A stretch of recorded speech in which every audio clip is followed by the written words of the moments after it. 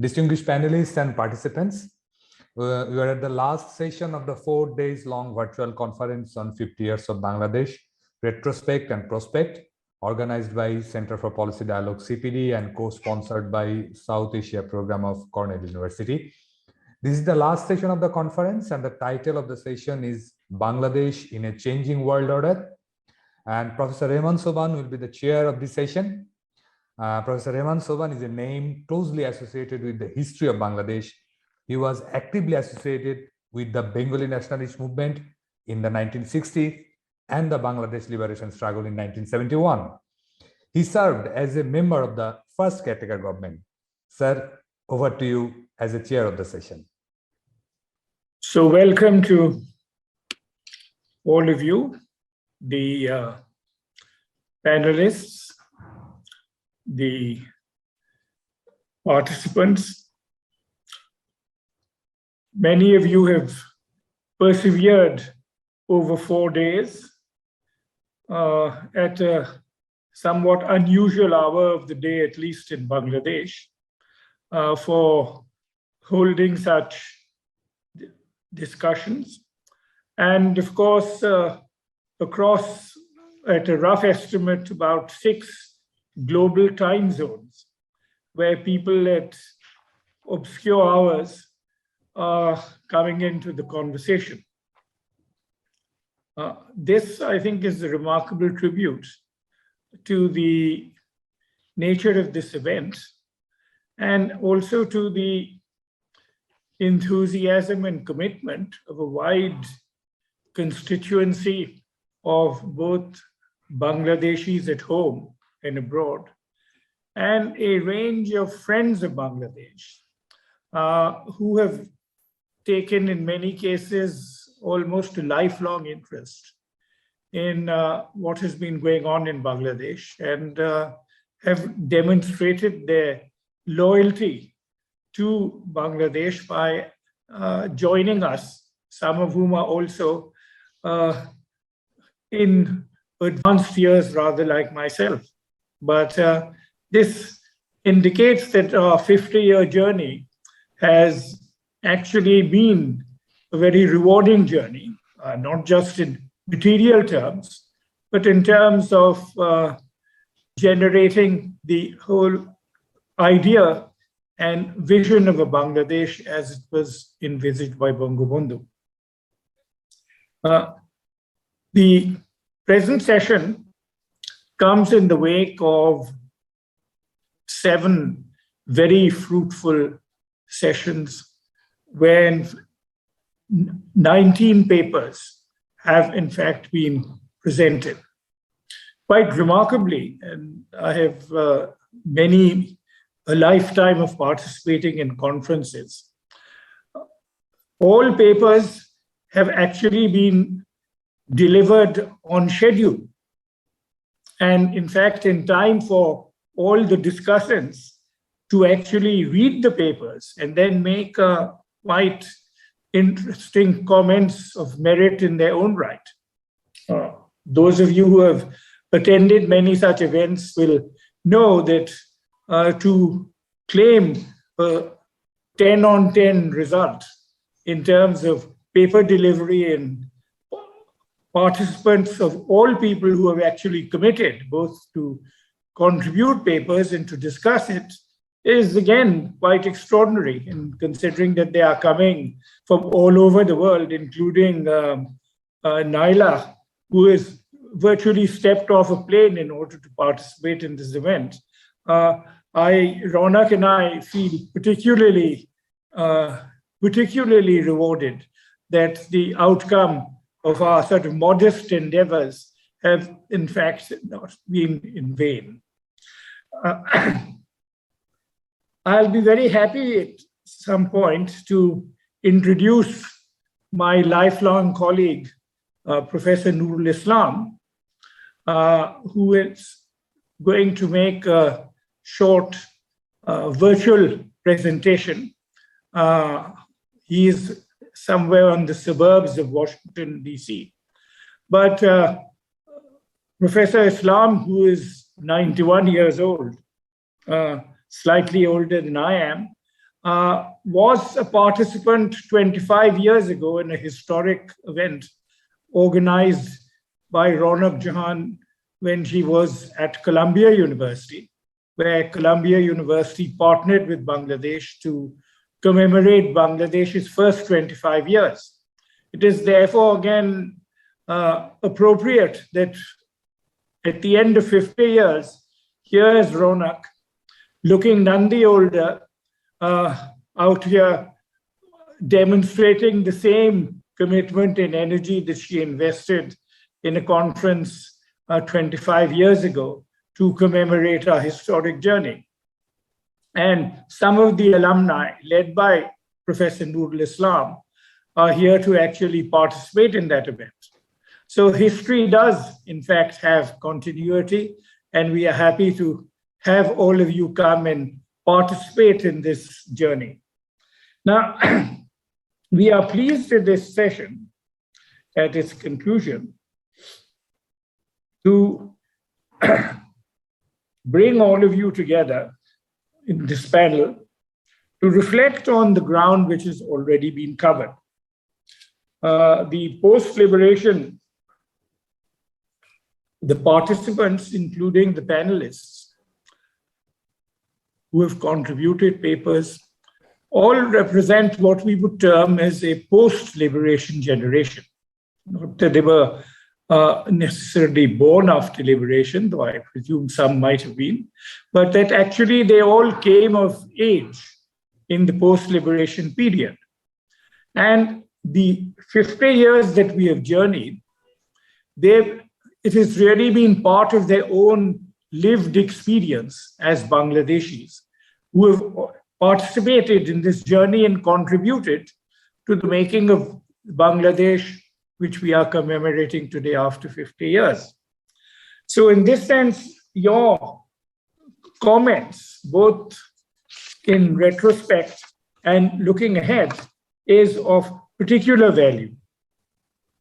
Now, the journey itself has drawn upon all their experiences to address the vicissitudes of our democratic safari across these 50 years, the unanticipated contestations over cultural identity and ideology, the transformation of Bangladesh from a possible economic basket case into a developmental success story, which has significantly reduced poverty and enhanced our human development and actively engaged women in the development transition.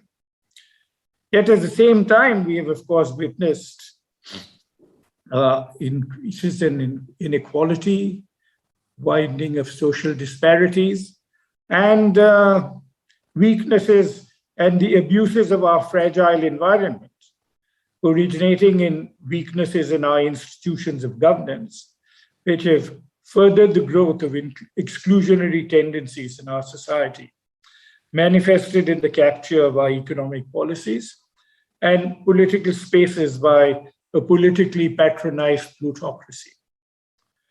The four panelists are accordingly expected to explore how Bangladesh may draw upon our singular achievements registered over half a century to confront these negative trends which have frustrated our progress and guide us into navigating our way through a fast-changing, more complex global order.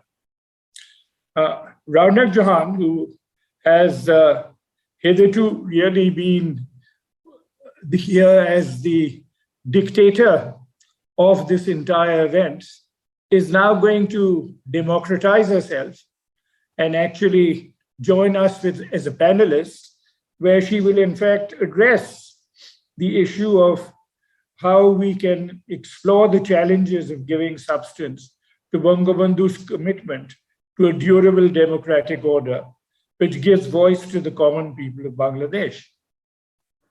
Naila Kabir, who has greatly expanded the discussion on social inclusion, particularly in relation to women, will address the scope for taking the struggle of our less privileged segments of society to a level where they can participate as full partners in the construction of a more developed, more just society.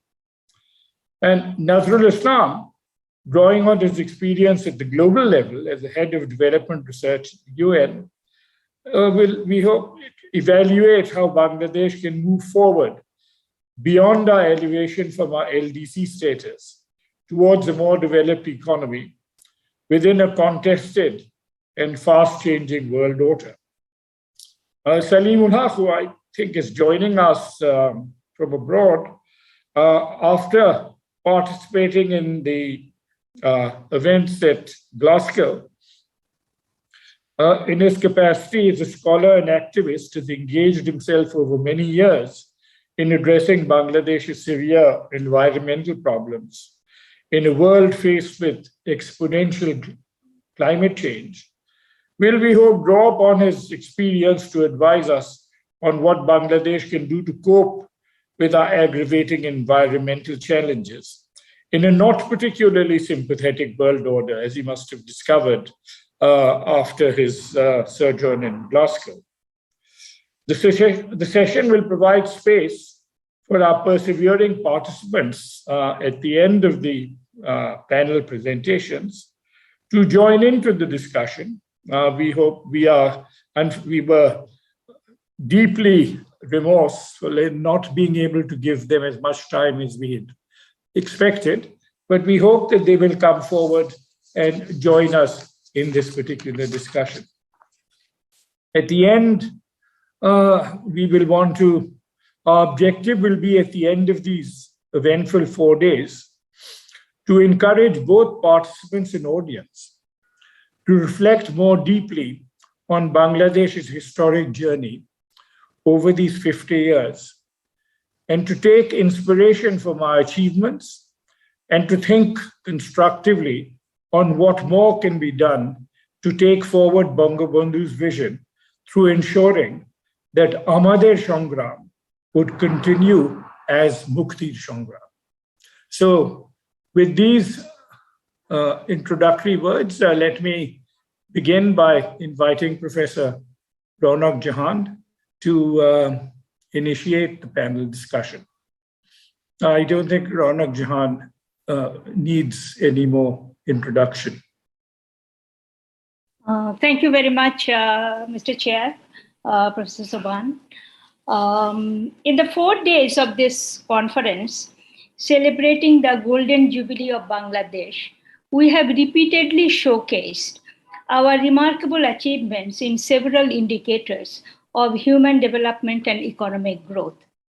However, a recurrent theme in almost all the papers is that our political development has not kept pace with our social and economic development. We have failed to institutionalize democracy. Our governance system has failed to uphold rule of law, transparency, and accountability, which are essential to deepen the quality of the democratic system we all want to build. To respond to your question, Professor Sobhan, about our performance in giving substance to Bangabandhu's commitment to a strong democratic order, which gives voice to the common people, the short answer is that we have fallen short. Bangabandhu captured his vision of democracy in a simple slogan, Bhater Adhikar, Bhoter Adhikar, right to food, right to vote. He envisions democracy to serve the interests of common people, which will give them a voice. We all believe in that vision. At the time of independence, we thought that our economic growth will go hand in hand with democracy.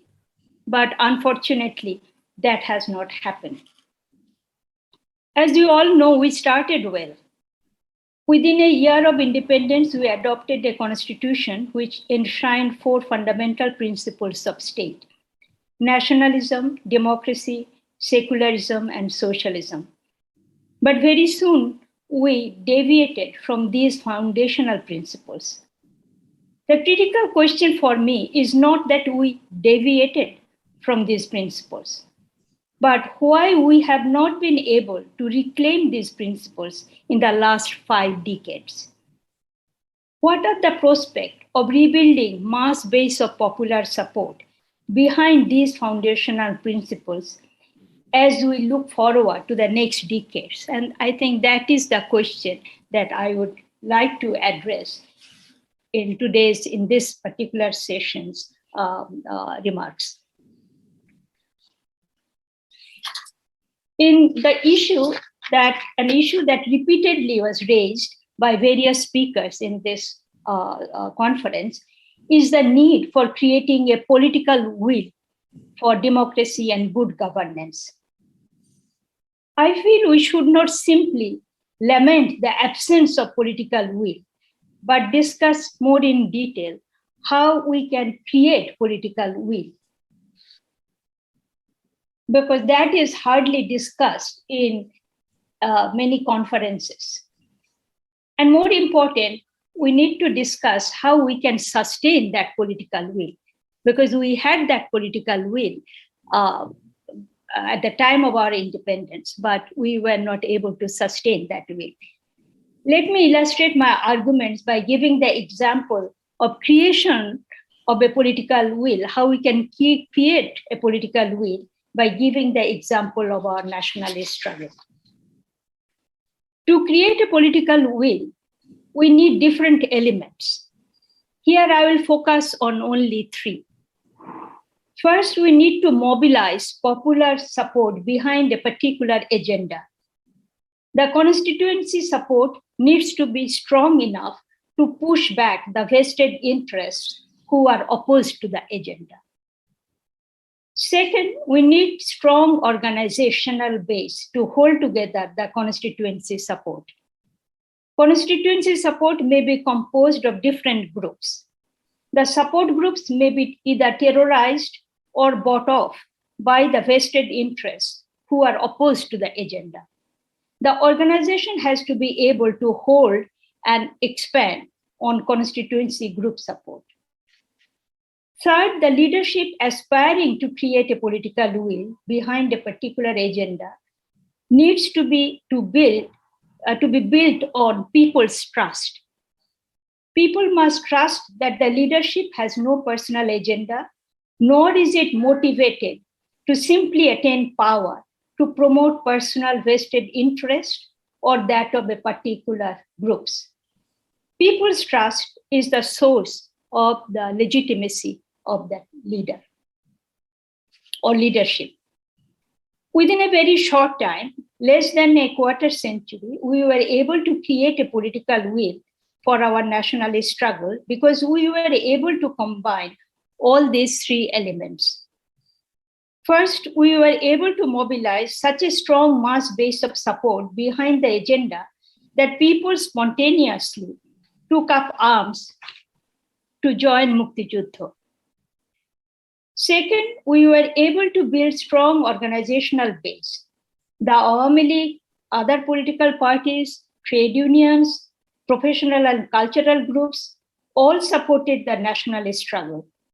The constituency groups expanded exponentially during the 1960s. Third and most important, we had a leader from whom people trusted.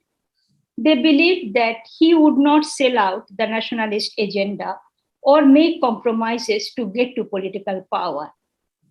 Bangabandhu repeatedly said that his struggle is not to become the prime minister, but to realize the rights of the Bengalis. People trusted him.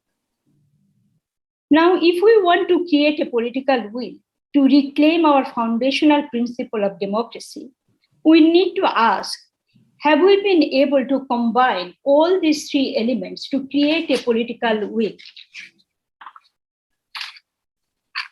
for a democratic future for us? Let us first ask ourselves, do we have a strong mass base supporting the agenda of democracy and good governance, who can push back vested interests who are opposed to the agenda? There is no doubt that if we ask citizens whether they support democracy, free and fair election, freedom of expression, rule of law, transparency and accountability, there would be overwhelming support behind it. All opinion surveys show it. But as we know, people often hold contradictory views. For example, I do not know what will be their views if we ask them what would be their first preference: roads, bridges, and electricity, or free elections? They may say, as we all do, that we want both. But suppose they get roads, bridges, and electricity, but not free and fair elections. Will they tolerate the situation? To take another example of rule of law, if we ask ordinary citizens, they will support enforcement of rule of law. But now for decades, people have been used to getting quick service by using informal access to powerful people or bribes. Will people be willing to wait their turns in line according to rules?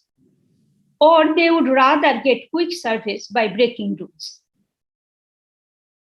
I still believe getting support from ordinary citizens for democracy and good governance is not such a big problem. But the challenge is that in the last 50 years, we have developed powerful groups who have gained enormous wealth by abusing our politics and political system. Speakers in this conference have talked about crony capitalism, loan default culture, elite capture of political power, increasing use of money and violence to get elected, etc. Stakes for winning or losing elections are enormous in our political culture of winner takes it all. So the big challenge for us is the hurdle posed by powerful individuals and groups who have benefited enormously from the existing quote and unquote deals-based system of malgovernance, non-transparency, and non-accountability. This class permeates our system from both within and outside. They will push back attempts to reform or change. Second, we need to ask, have we been able to build a strong organizational strength to promote the agenda of democracy and good governance? When RMG workers demonstrate on the streets, which they often do, what kinds of organizational strength can they demonstrate in terms of trade unions? We are witnessing school children demonstrating on the streets, demanding road safety from 218 onwards. But have they been able to build organizational strength to sustain their agenda, or their demonstrations over the years have been very disparate and disorganized?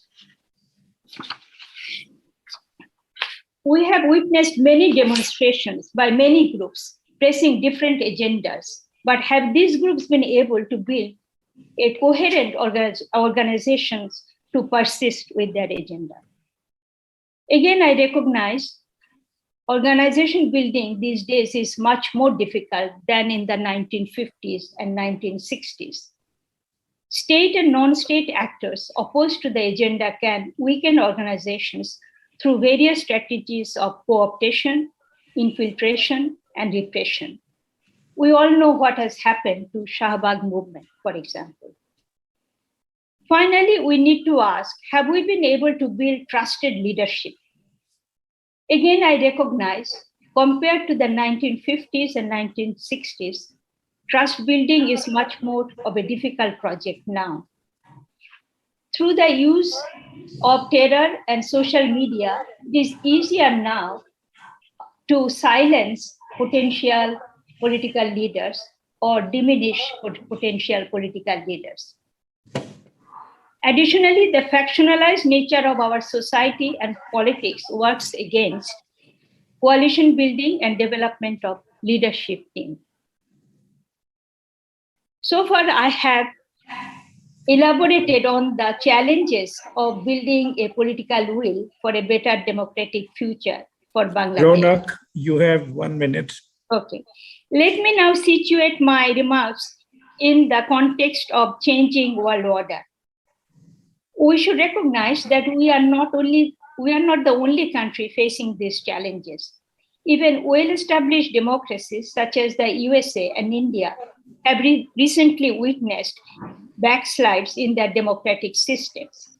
These days, we are no longer talking about consolidating democracies. We are talking about rising autocratization tendencies, even in elected governments and elected democracies. The number of liberal democracies are declining over the years. Two early signs of trends towards autocratization is media censorship and shrinkage of space for civil society, and both sides are present in Bangladesh. But let me end on one promising prospect. And that is that one hopeful sign is that the young people around the globe and also in Bangladesh are raising the slogan, "We want justice."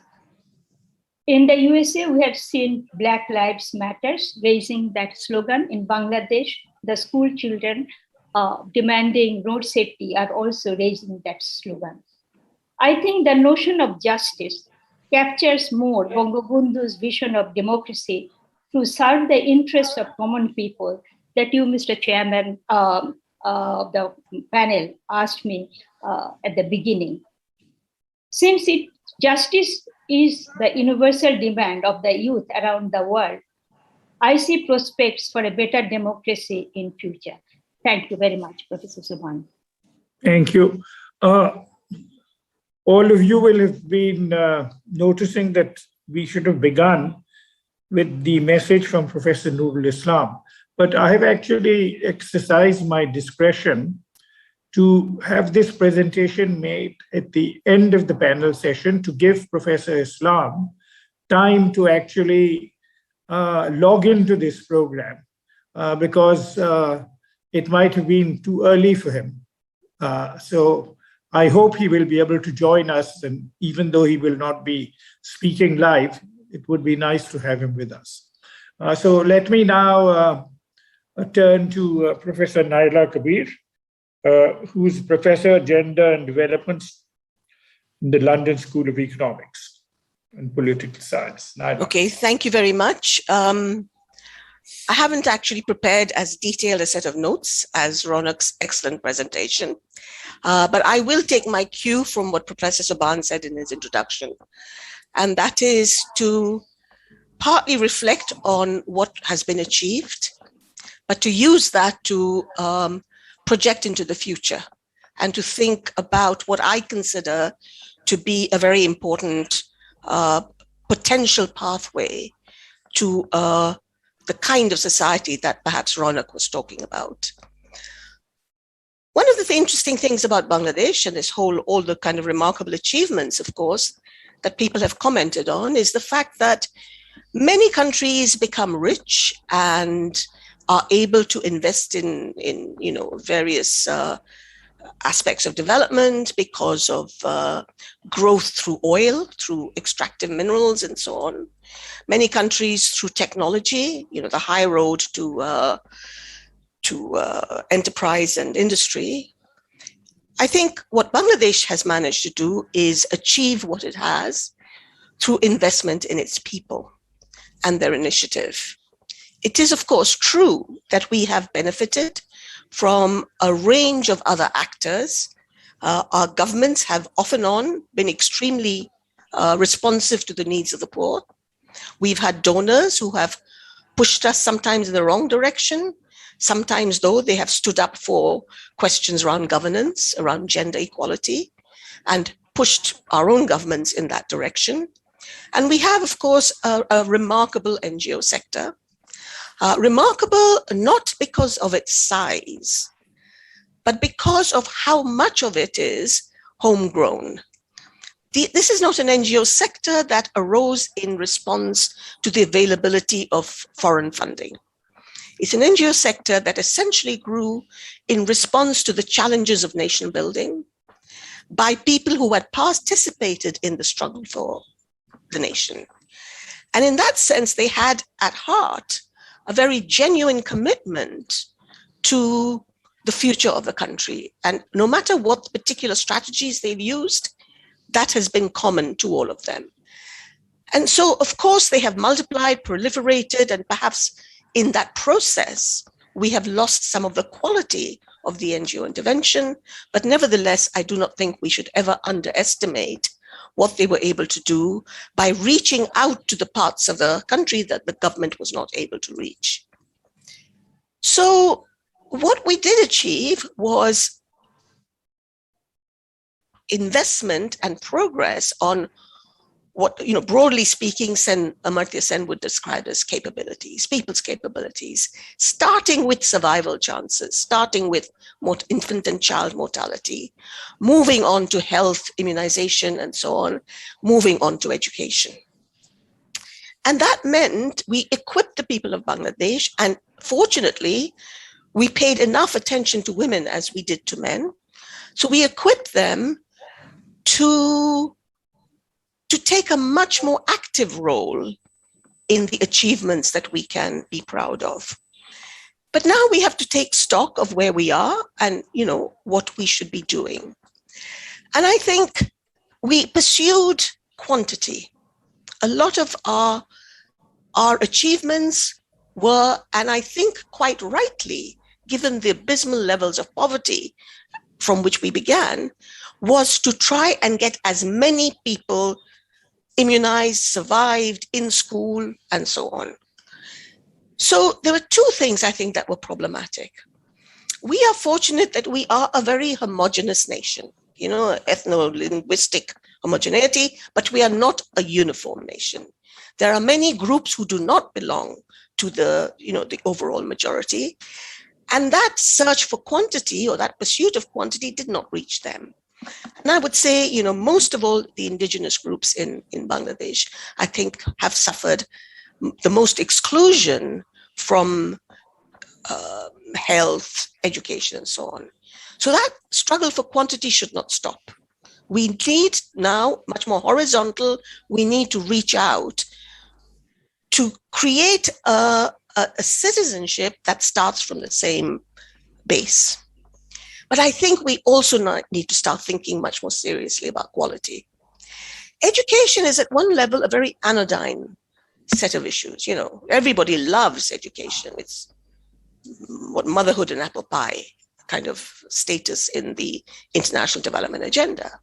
But it is also a highly political and highly politicized agenda. And it is highly political because it carries with it the potential of the kinds of citizens we are creating. So I want to make a strong argument for thinking about education in its most enlightened and promising version. Education, we want to be digital Bangladesh, we want to be Muslim Bangladesh, we want to be democratic Bangladesh. All of these things can be accommodated within an educational agenda that is democratic in a sense, in the way that Ronak talked about, that is accommodating of all these different objectives that we want to achieve. And I would say there is a popular will for them.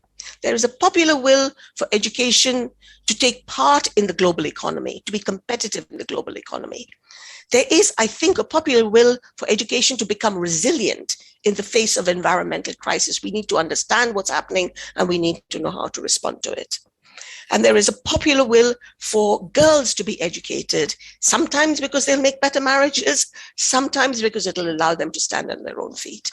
So there is a hunger for education. And when we did a survey of about 5,000 women in different districts of Bangladesh, we asked them, what do you think is the single most important thing that has changed in women's lives for the better? And 95% said education, women's lives. When we asked, what do you think has changed your life for the better? Then we got a much more heterogeneous set of answers. Some people said microfinance, some people said education. It depended on where they were positioned. But all of them saw the promise of education. So I would like us to think very hard and seriously about the kind of quality of education we provide in primary school, secondary school, and so on. Digital, yes, because that is going to be the future.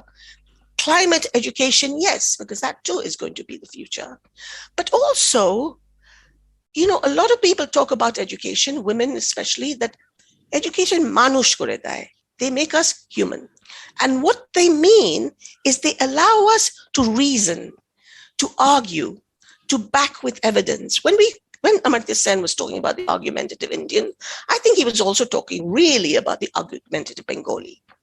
But we need that argumentation to be grounded in tolerance, ability to listen to each other, in analytical skills.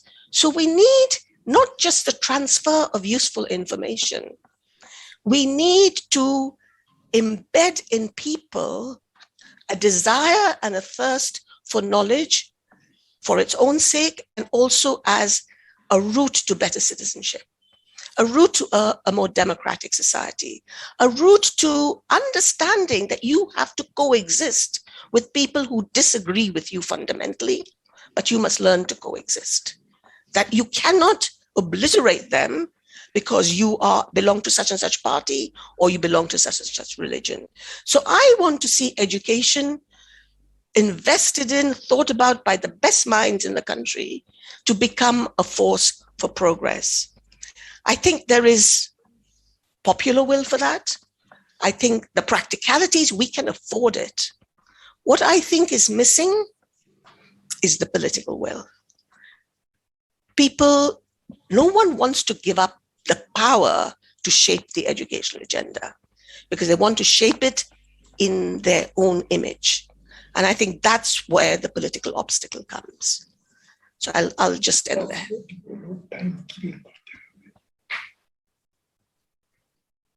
Thank you. You're done? Thank you. Avro, I think you should take over your timekeeping responsibilities. Okay, sir. Right. And now let me invite Dr. Nurul Islam, Chief of Development Research Branch, UN Department of Economic and Social Affairs, who is, of course, also deeply committed to Bangladesh through the Bangladesh Paribesh Andolan, and has been very active in spite of his staying on in the US for many years. Okay.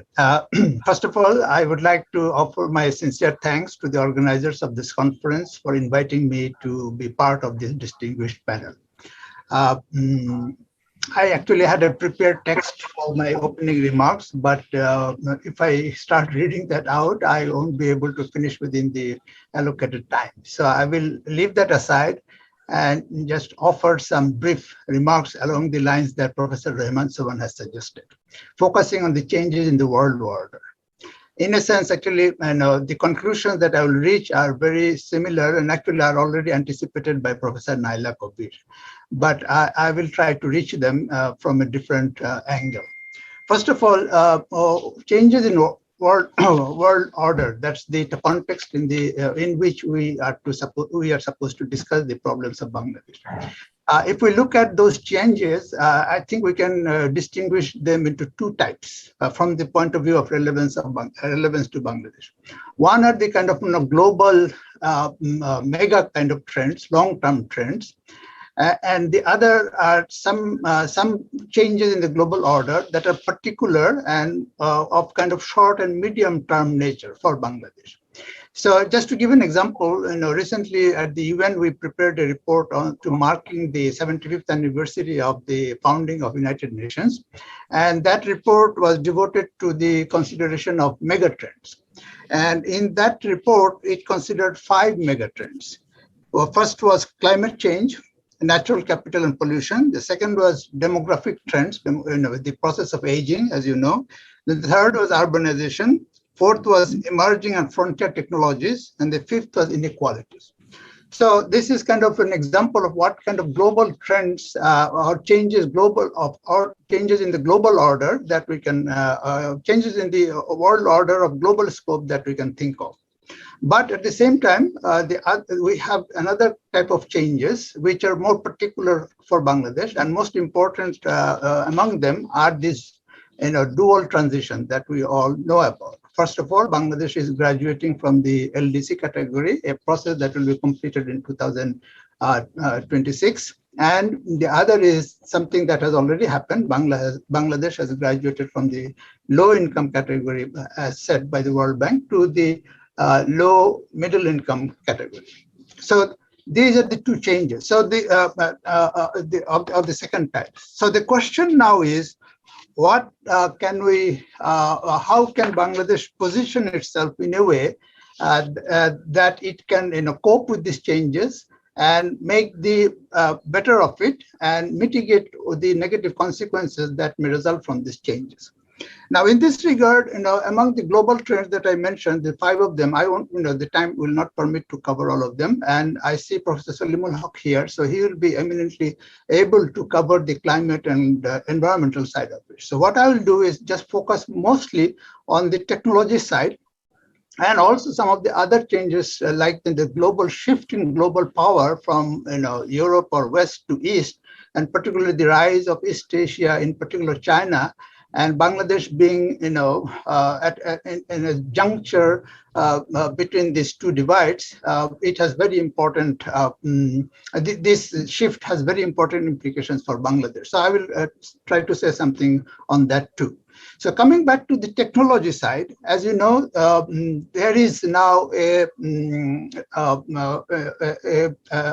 characterization of the current stage as being the 4th industrial revolution. Now, there is some debate about that. Some observers think that what we are seeing is just a continuation of the 3rd industrial revolution, namely the digital revolution that has started with the advent of the computers. So that's one view. But the others think that no, changes have reached to such extent, particularly with the advent of artificial intelligence and its use for various purposes in the economy, etc. We have reached a new stage. And they also offer the argument that initially, when a revolution takes place, the contemporaries often fail to perceive that revolutionary change. Like the first industrial revolution, all the factories that emerged were mostly located near the streams, because at that time steam engine didn't even arrive. So it was largely ignored. But it's only later people perceive the fundamental change that started from those initial developments. Similarly, the point is that we may not understand the current changes, like introduction of artificial intelligence, the introduction of 3D printing, etc., etc. But after some time, we'll see that this was the watershed moment when the history changed. So something like, but anyway, we don't have to agree with one of these two competing views of the current change. But the main thing is that the world is changing. Just the fact, technologically, just the fact that we could hold this conference with people from far-flung corners of the world is a manifestation. We couldn't think of this change just a few years ago. So that is something that will be affecting Bangladesh quite a bit. Most concretely in 2 ways. One is, for example, the current phase of industrialization that Bangladesh is going through is, to a large extent, was facilitated by a process what we call offshoring. So the offshoring happened because of the technological changes, we drastically reduced the cost of shipping. So that shipping back the goods produced in far-flung countries back to home for domestic consumption proved to be more economically beneficial than producing them at home, because of the savings in the labor cost that this process allows. So we developed this garments industry, and we are trying to do the same in some areas of electronics, etc. However, this new thing, if it progresses, it may significantly influence that process. One is the symptom of what is called reshoring. The idea is that because the production of robots has become so cheap now, that, and also some robots nowadays can come equipped with artificial intelligence. What that means is that the labor cost, which was the prime mover of this offshoring process, may not be a big consideration anymore. So some of the companies in developed countries are bringing back their production operations, which they had until now offshore to developing countries like Bangladesh, and trying to locate them within their countries, because now they can operate most of the functions with machines. They don't have to pay high wages to the labor. So if that is a process, if that goes on, that may affect the current export-oriented, labor-intensive industrialization that Bangladesh has made good use of, and many countries, and that also, globally, that's also not a very bright prospect for many of the African countries, which were preparing to actually make use of this, process of industrialization, piggybacking on this offshoring process. So that is one way in which Bangladesh may be affected. It may not be right now, as I said, these are long-term prospect that I'm talking about. The other way is that even the factories that are in, for example, in Bangladesh, may gradually switch to more this kind of use of robots and robots equipped with artificial intelligence, so that even the labor demand that a particular sum of investment that creates now in Bangladesh may be much less than it is now. So that is another way the great employment expansion, particularly female employment expansion that we had because of this development of these new industries, may get dampened if this process goes forward. So what is the way out? The way out is that the economy and the has to get prepared for this new wave of changes that are coming. And of course, there is not enough time to go into the details. The best way to do that is obviously this, the point that Professor Naila Kabir emphasized is education. Building human capital is absolutely essential. It was essential all along for various reasons. I'm not talking about capability and other, but even for the mere technical necessity of adapting to the changing production situation. It has become more important than before. So that is an important point that I'm trying. Now that has also important connection with the other changes that we talked about, more particular of short and medium nature, like the dual transition. So, sorry, Dr. Nazrul, your last 2 minutes. Please. Okay, so that's one, education. Now let me use the last 2 minutes to refer to another one, which is this change in the rise of Asia, and particularly the rise of China. So that is very, very important. Now that has become the main source of capital and technical expertise for large-scale development projects, infrastructure projects, etc., etc. And we know this, BRI, the initiative that current Chinese president initiated in 2013 in Almaty, Kazakhstan, that is very important for Bangladesh. And during his visit, he offered a $11 billion package.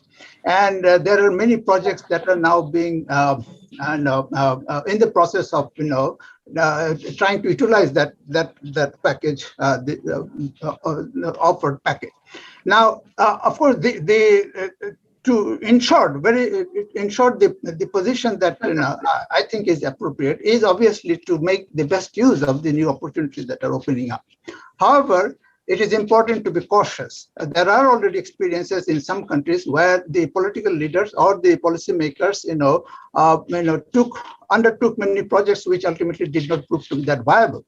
Now, in this case, the caution is needed because, particularly unlike the other kind of assistance that you used to get before, these financial assistance is coming in the form of more supplier's credit. So it has much more harder terms in terms of rates, repayment, etc., etc. So it's more important to be cautious in kind of accepting or going forward projects under this arrangement than it was before. So that is the word of caution that I would like to sound.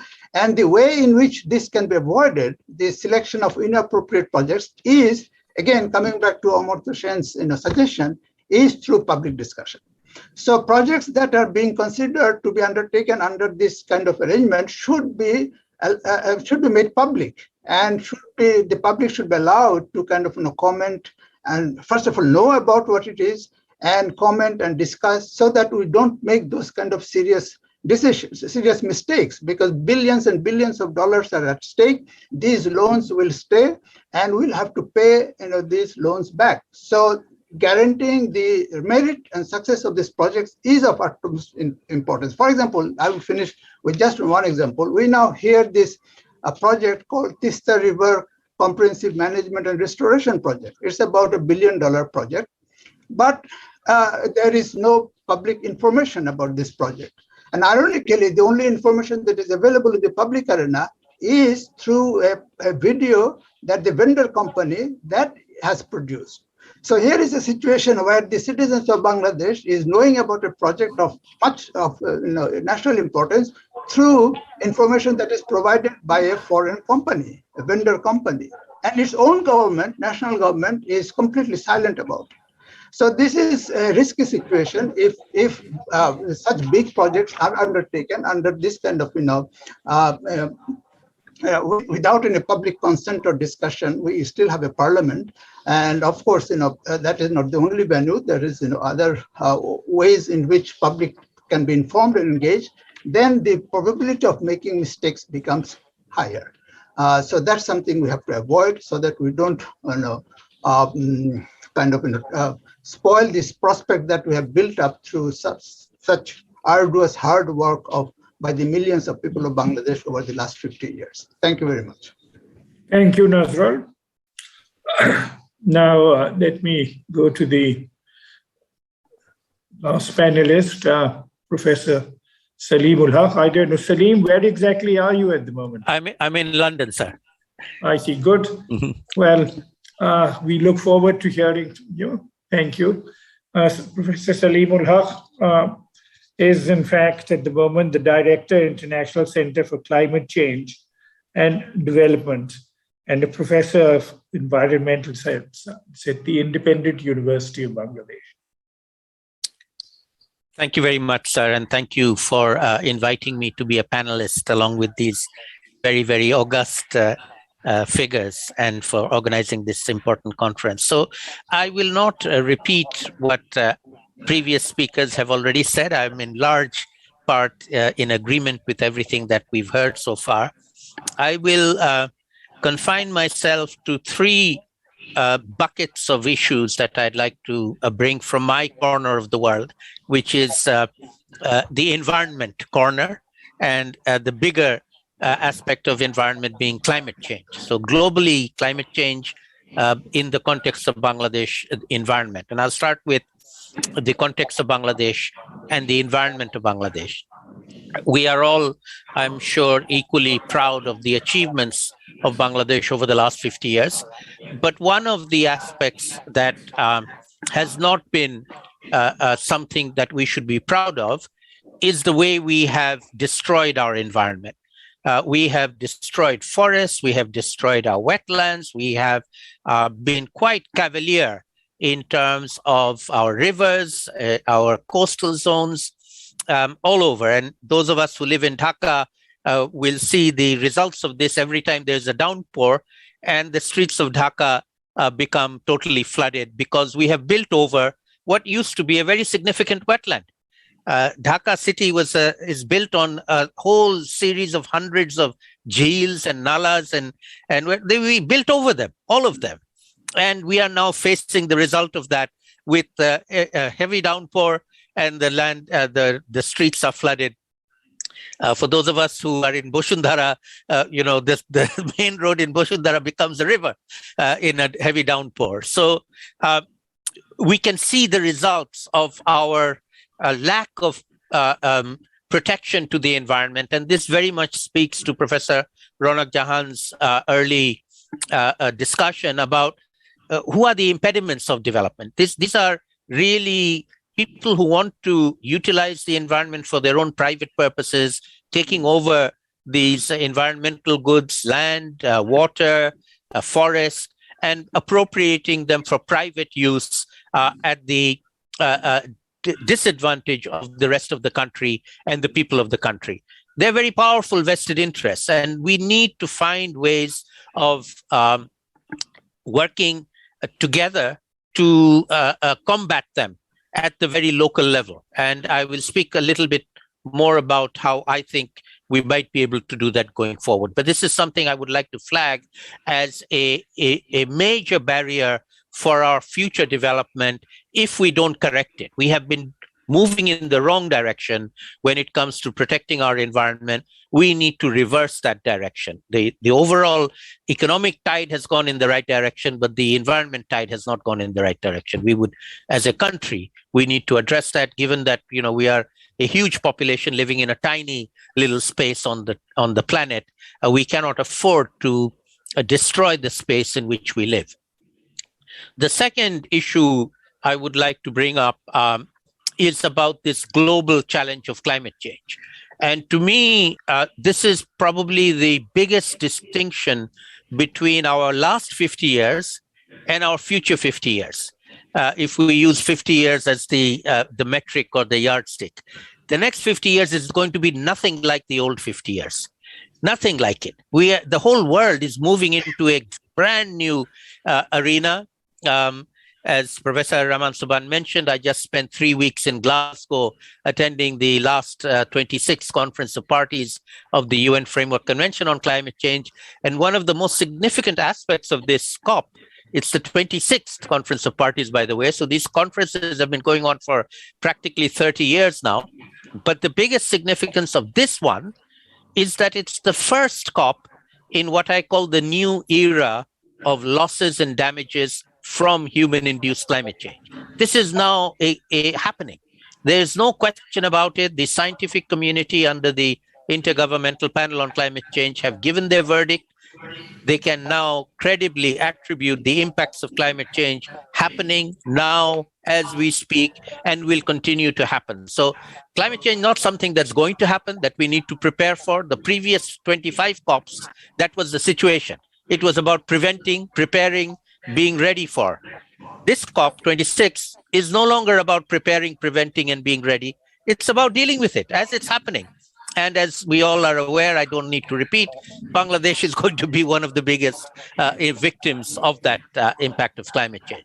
And therefore, it matters for us. It matters for our thinking. It matters for our planning. It matters for our education. It matters for our future development pathways.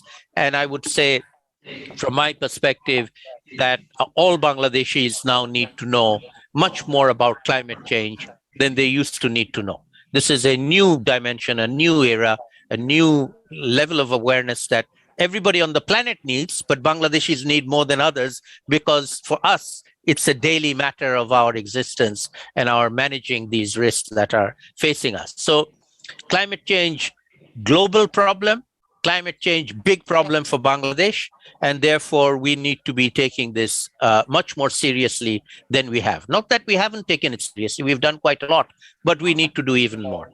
So that brings me to my third and final bucket of activities and things of how do we go forward. And I'll build on the contributions that we've heard from previous panelists, in particular, Professor Naila Kabir's emphasis on young people. To me, this young people as the future is both relevant at the global level as well as at the national level. At the global level, let me explain what I mean. Over the last 30 years, we see these global politics of climate change at these annual conferences as largely playing out between the global north and the global south, what we call the developed countries versus developing countries, rich countries versus poor countries. That is still the prevailing political dynamic, and that's what we saw in Glasgow just a few days ago. But there is a new global dynamic coming up, which I feel is even more powerful and will manifest itself very, very quickly. It's beginning already. It will manifest itself and grow much more quickly, very quickly. And that is a divide between the older generation and the younger generation. The young people of today, everywhere, in every country, in the United States of America, in Europe and in Bangladesh and in Africa, are very different from their parents, their grandparents, their uncles, their aunts. And if you take the example of the meeting that took place in Glasgow just a few weeks ago, you had in the conference itself, inside the conference venue, you had leaders of the world, including our Prime Minister, Sheikh Hasina was also there, who are the older generation, all of them, all older people, thinking in one way in this old paradigm. And on the streets of Glasgow, we had at one point 100,000 young people led by Greta Thunberg, the Swedish teenager, demonstrating on the street for a different world, for a different kind of world. They have the right idea. They have the right analysis. They have the right solutions. The older generation don't. And it's between the children of that older generation and their children that we now have a divide that needs to be developed, worked on, brought together. One of the great things that I feel has happened already is that the school kids around the world have, not organized by Greta, but inspired by Greta, they have all gone on strike every Friday. This Fridays for Future movement. Millions of school kids, including many in Bangladesh, in many different towns and cities in Bangladesh, come out every Friday, even though Friday is a holiday in Bangladesh. They come out and demonstrate every Friday in solidarity with each other globally. And this is a global movement, by the way. They are connected with each other. There was a big presence in Glasgow. They talk to each other. They are organizing together. And this is the future. The leaders are letting us down, but the young people will take us forward, in my view. Which brings me to my last point in the context of Bangladesh. I feel that the same is true. The young people of Bangladesh are by far our biggest human resource. You know, funding, money, finances are important, but much less important than human capital. And we have human capital in spades. Our young boys and girls, I'm a professor in a university, I teach these young boys and girls every day. They are as bright as anybody anywhere in the world. And they are the future of our country. If we can invest in them and give them the right kind of education, as Naila has said, we are not giving it now. We're making them, learn to pass exams, to get white-collar jobs. It's completely wrong kind of education. We need to be giving them the skill set for this fourth revolution that Nazrul spoke about, to become actors in that new revolution and to become leaders. So in my vision of Bangladesh over the next few decades is a transformation, not just graduation, incremental graduation from being a least developed country to a middle income country, etc., which is right, we should do that, but to transform ourselves, to become a global leader in many different ways, not everything, but some different things, and in particular in tackling climate change, which we, in the jargon of climate change, called adaptation to climate change. We are already a world leader. And if we can teach our young boys and girls how to do this, they will become world leaders, and the rest of the world will be asking us to help them. I can tell you this, the rest of the world is not prepared to deal with the impacts of climate change, which are now becoming a reality. Every year they're going to be hit, and they will ask us for help, including not just South-South cooperation, supporting other developing countries, but even South to North.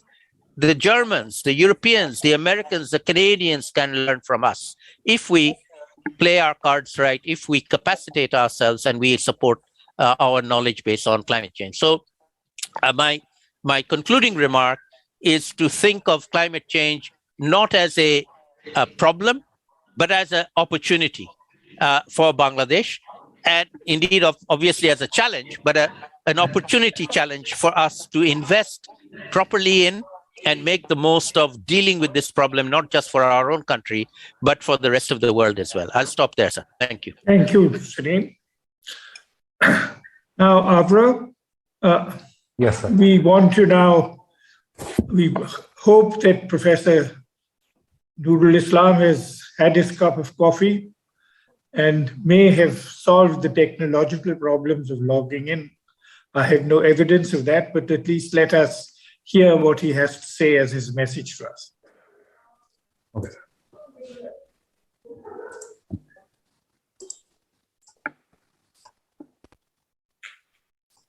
For those who are, by the way, very grateful to the sponsors of this.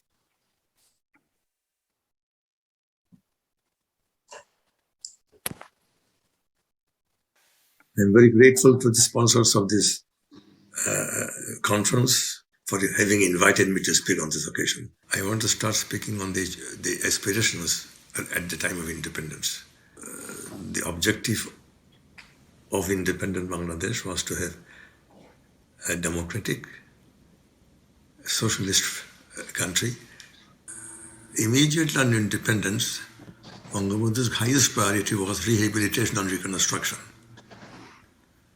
In fact, the 5-year plan was preceded by, which is not recognized very widely, an annual plan for reconstruction and rehabilitation. It's sort of a pink book, is a famous book. It's called Annual Plan 73-74 of Reconstruction and Development. This was what all the details, how to put the economy back on footing before you start growing, was done. And that was his first priority, and you submitted to him, and we implemented it, and then continues the next stage. And the second, after having that, we have to keep in mind, even prior to independence, population problem was a problem, and our food shortage was a problem. So therefore, we had to emphasize greatly the importance of the increasing food production and more equitable distribution of food in terms of looking after the vulnerable poor groups of society. For that, you have to have food distribution system, which was prior to independence also a rationing system. It was now revamped. Two things have contributed over time, even today, to Bangladesh's growth. One was remittance, another was exports. And exports, of course, concentrated on one commodity, and there a majority of the lowest skill levelers were women. And this is an unusual phenomenon for a developing country, where the women take over, run the industries. I mean, they are except in the skill managers, all of them are women. From village, rural, uneducated women, stopped this garment industry. A remittance was a source of income from the rural population of Bangladesh. And that remittance was used for both consumption and investment. There were a lot of studies on this. It was a remarkable impact of remittance on rural development of Bangladesh in terms of, first, immediate increase in consumption. Second, house construction, for example, was tremendously encouraged by remittance. Oh, by the way, the most important sector at growth in those areas was Nurul non-farm sector. And there, East Pakistan and Bangladesh, in fact, a remarkable achievement in this, and this was due to organizations like Grameen Bank and BRAC, including their achievement in the social sector. BRAC added, of course, health and education.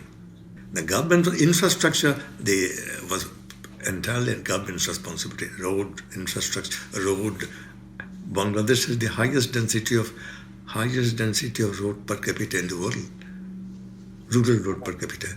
Tremendous achievement by the government, and it facilitated integration of the economy and trade and commerce. The social indicators in terms of achievement in education and health. Now, we have always said you have made tremendous progress. It is true. We have made progress, but then the benefits of health measures and education have not been equally distributed between poor and the rich, and also between men and women. Poverty reduced in Bangladesh, all the statistics prove it, but inequality increased. And I am not very worried about it, because poverty reduction is our major issue. If poverty reduction, and if those who below the poverty line, their number decreases, and those above the poverty line, they go up. Inequality is basically a political problem, in my view. It leads to political instability all over the world, everywhere, all the time. The extent and the nature of inequality should be discussed, researched into by the researchers in Bangladesh. Where does it affect? And the relationship between reduction of poverty and inequality, which is more important. This subject should be researched because there's lots of misunderstanding about it. That reduction of poverty is consistent with increased inequality, and which is more inimical to growth. Often questions are raised, yes, output is increasing, but the input-output relationship in terms of the ratio of input-output is too high, so the productivity is low. Now, this has to be researched, and it's not an easy subject to research because facts not only easy to get and easy to analyze. It's another subject which I would recommend seriously done analysis of. And inequality, productivity, and governance. Yes, it is very important.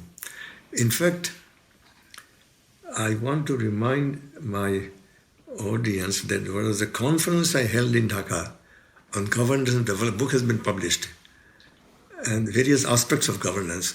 I would request my colleagues to go back and discuss very seriously the relationship between governance and development. What is it? And also nature of corruption. Exactly what is corruption? I've written about all this. I have 2 books on the subject. What exactly is corruption? Corruption is nepotism, favoritism, embezzlement of funds, and capture of state power. It's not understood in details by a lot of people, a lot of economists, that which one is more dangerous for growth and which one is not. For policy making, is important, very important, to have independent agencies collecting data. Second, independent non-government agencies to research, analyze the data and get the results for guidance for the government. I'm mentioning independence because if you have government agencies and politicians interfering in data analysis, they will never get the right answer and they will be blamed tomorrow for their failure today. They may not remember, their posterity to remember, they will be blamed for their failure. So I would request them to remember that this is important, to let the data gathering be independent and done, and also research be done by independent agencies. And whether they can accept the results and accept the policy, if they are unable, they should explain to the people why are they unable to do with this, so that their inabilities are understood by posterity and the present generation. The question is often raised, how does an economist or a researcher communicate to a politician and convey to the politician the essence of his research finding so that politicians can understand, react? Now, this depends on the capacity of the researcher to explain in the language in which a politician understands. This is really remarkable. This is very important. Often, if you use technical language and mathematical analysis to explain to a politician, it will be pure waste of time. You have to know his language, and that is a great quality for economists must learn over and over again, how to communicate with him. You must communicate with the politician in the language he understands. You see, I must tell you that my contact with Bangabandhu was very, in those 2 years, 3 years I was with him, I was very close to him. Everybody knows it, I don't have to add to this. And I discussed with him corruption, misgovernance, all the rest of it, and he was very frank with me. But he was also confronted with this serious problem, and he allowed me, because I was working with him very closely, allowed me to give him all the facts in their bare, I should say, ruthless detail to him, and then explain the consequences. And politics was his business, but my job was to explain to him what are the consequences, and sometimes he will accept them, sometimes he will accept them. And Bangabandhu also allowed facts to be out. For that he will take decision or not, it is his business. It is political business, but we must be allowed total independent data gathering and total independent research. And I think those who today are followers of Bangabandhu and often mention his heritage, that they are carrying his task, should remember what Bangabandhu treated, the data gathering, independent research, and all the rest of it. Well, thank you. Now we open up the floor for Avro, have you got questions which can be answered to? Comments? Sir, we have decided that we requested someone to speak. So there is a hand raised, so I am letting him put in as a panelist. Habibul Khandokar. Yeah. Obro, can I also ask you, one of the, together with Habib, who was on our panel, one of our old friends of Bangladesh, Börje Lundgren from Sweden, has been listening to us. And I don't know whether he is still here. Yes, but he's still here, madam. He's still here. If you recognize Börje Lundgren, he started the Swedish SIDA office here in 1972, and he retired as ambassador of Sweden to China. So you can also request him if you want to say. Yes, he is already in the panels, so he can speak. So first, but everybody should be brief. Yes, of course. Am I audible? Yes. Yes. I just wanted to compliment Professor Naila Kabir and Professor Salimul Haq. I think if we combine their conclusions that education and not this hyper fourth industrial, not this AI, of course technology is very important, but we really need to innovate. This is where innovation comes. Innovate new ideas of education, following Shantiniketan, following Amartya Sen's ideas, Professor Naila Kabir's ideas.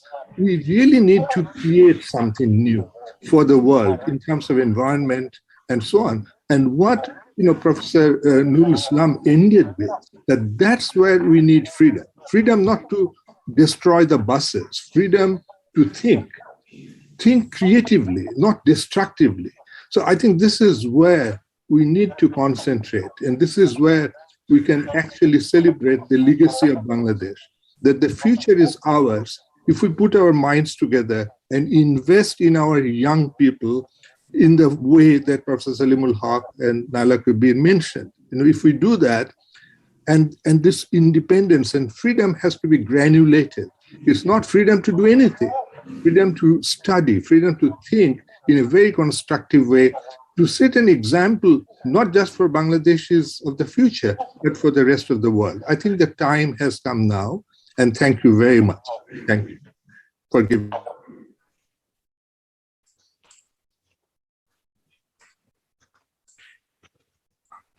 Hello. Oh, okay, Professor, can you ask Börje Lundgren, please? Hello, Professor Börje. Hello. Yes, Professor Börje, you can speak now.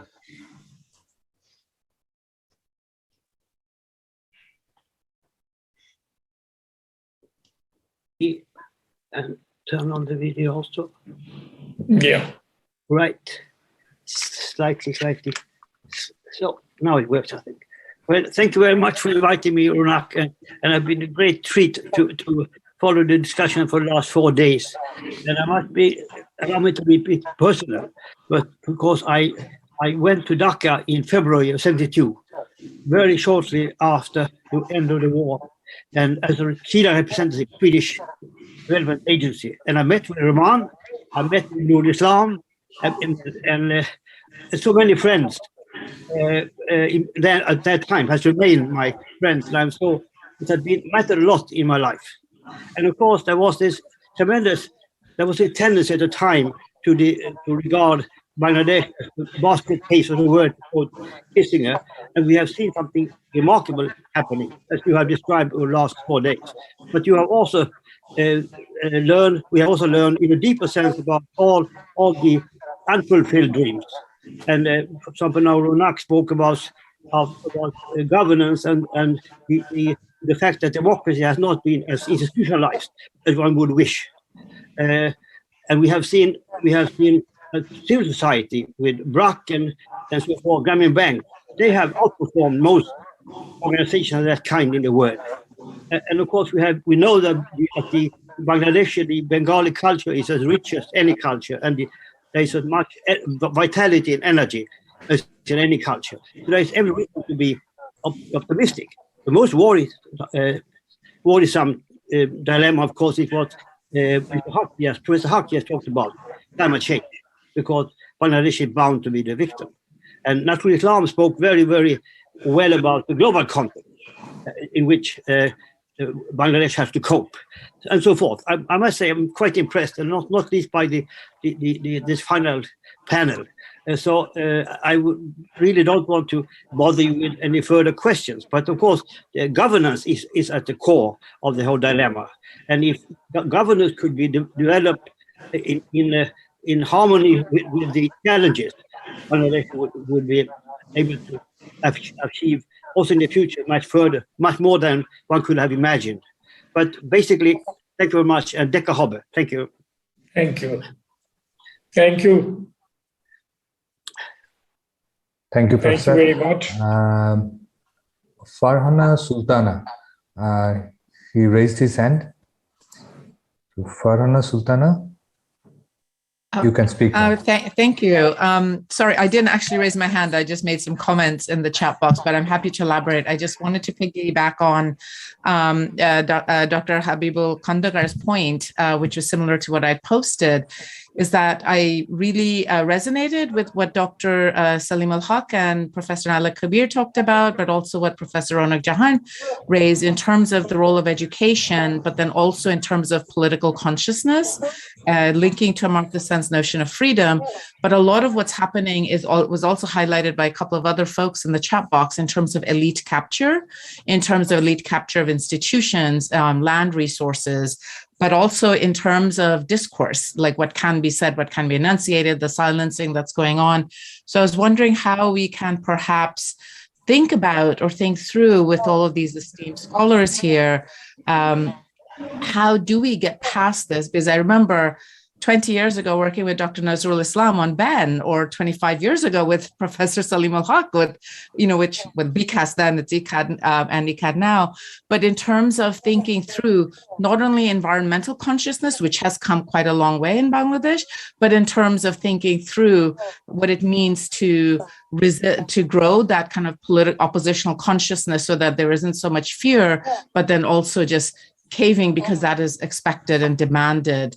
And I think part of that is going to be perhaps a mass awareness or a mass campaign to re-educate what it means to have that political consciousness that's not only oppositional for short amounts of time like Shabbat, but that people are able to articulate, but then not live in fear of repercussions, which is, I think, real palpable right now throughout Bangladesh. So I was just wondering if, people had, I'm sure everyone has thoughts on this, but I would just be really curious to know what can we do beyond formal education, campaigns, webinars, what more we can do to fight these forms of elite capture and silencings. So thank you, Farhana Sultana. We have 3 raised hands. So please be brief, only 2 minutes. Mr. Anisul Islam. Mr. Islam, Anisul Islam.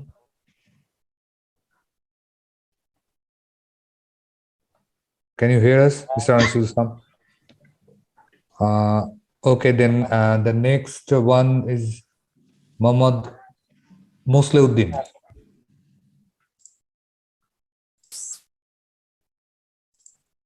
Thank you very much for giving me the opportunity. Without repeating what has been said repeatedly, thank you to Professor Soban and Professor Jahan for all the good things that they have organized for these 4 days. I just want to make a comment on the speech of Professor Nurul Islam, the issue of corruption. I think that has been avoided here, and that's a big issue, what has been said, nepotism and favors and so on. So in every sector in the country, একটা বালিশ কিনে ৮৫,০০০ টাকা. So we really want to see this corruption, how we can help. Election commission, corruption, you name it, প্রত্যেকটা জায়গাতে we have corruption. So that way, I don't know what to do. I mean, the children, the young, they can control the city for 1 week. But what is the end product? We want to see the next election to be free and fair. People should be given, the rule of caretaker government, if you see what happened, fair elections were held and it was changed every 5 years. Not that people are in fond of Awami League or BNP. They saw 5 years of corruption and they wanted to see the rule of law, that those people who were corrupt they should really get something. So I just want to conclude and once again, thank you, Professor Rahman Soban, Professor Jahan, and the entire CB team for the excellent organizing of this international conference. I'm very grateful for the time given to me. Thank you very much, Abra. Thank you. Lourdes Casanova.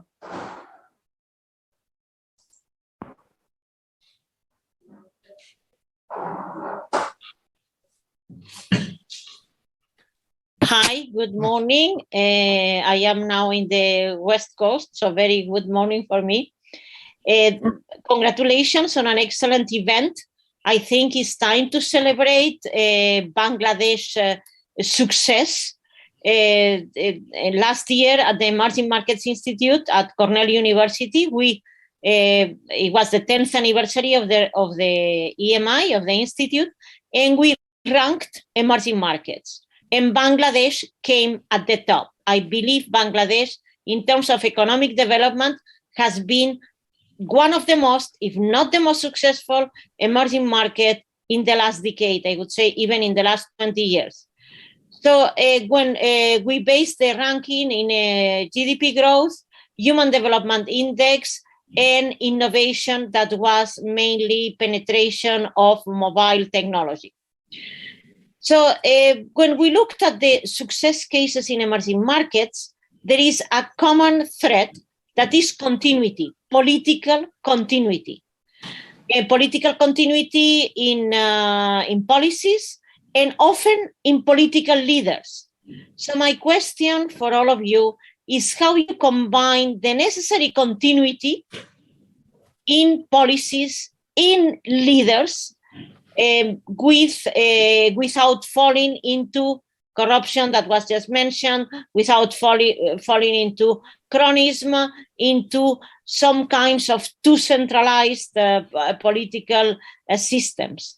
So how do you combine that? But again, congratulations. And I would say Bangladesh has to feel very proud to be promoted by the World Bank from poor country to lower income countries. So definitely one of the most successful countries within emerging markets, along with China. Thank you very much. The last two participants. First, Abdullah Sarkar. Abdullah Sarkar. Yes. Thank you, sir. What my question is that in the last 50 years, Bangladesh has gone a long way for development, and we are going to be recognized as a middle-income country by the year 2041. But at the same time, the level of inequality has also rose more, and our capital flight is also added with the advancement of the economy. So how the capital flight can be arrested and our income inequality can come down through what type of measures should we take now? Because these are the effects of development. But I think we should also look into that so that the level of inequality comes down. So this is my question. Thank you, sir, for giving me the time. Thank you, Abdullah Sarkar. The last participant, Hamza Amin. Sir, you may speak now. Thank you for this opportunity. In fact, all the presentations were excellent. A lot has been talked about the problems we have faced over the last 50 years. And more so, the highlight was Professor Nurul Islam.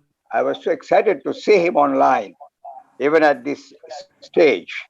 I'd like to make one comment, and that is the change of political culture, total change of political culture can only solve our problem. How does one do that? The present polity, in fact, all parties are totally suffering from endemic lack of discipline, political education, and corruption. The only way I think, as it was detailed by Professor Ronak, is possible when we can save our head. We don't have two heads on our shoulder. How do we do that? I have a proposal. The academic society, the intellectual society, the civil society can come forward strongly and tell the political society that's for a no more, and encourage the younger generation with healthy mind to try and bring about change of political culture, introduce moral, social, human values into politics. Thank you. Thank you, Thank sir. you. Sir, Ambassador Farooq Sobhan has joined us. Does he want to speak? Ambassador Farooq Sobhan, sir.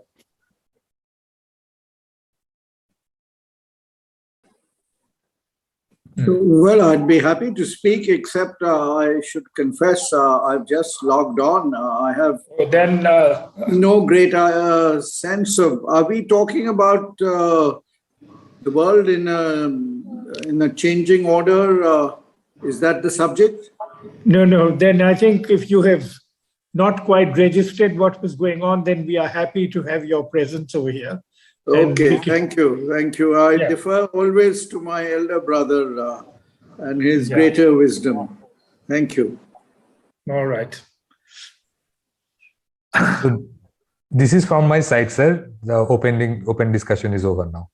Okay, then we go back to the panelists. Let me begin by inviting Professor Ronak Jahan if there are any issues he has picked up which he wants to respond to. Thank you. I saw some questions in the chat box.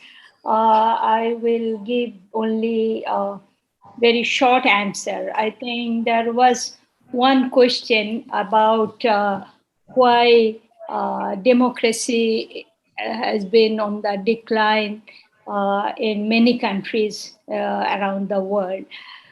I will flag one particular problem with electoral, with some of the liberal democracies, such as the most advanced one, USA, that in many of these liberal democracies, really the electoral process and the chances of getting elected, that has been just captured by the very rich. You need a lot of money. And in the agenda of the very the excluded groups really, cannot be pushed forward. And we have seen the extreme cases in the USA, and also we are facing the same problems in Bangladesh. So I think unless really we can stop money making as the main object for getting into politics, or that it does not become just a game for the very rich.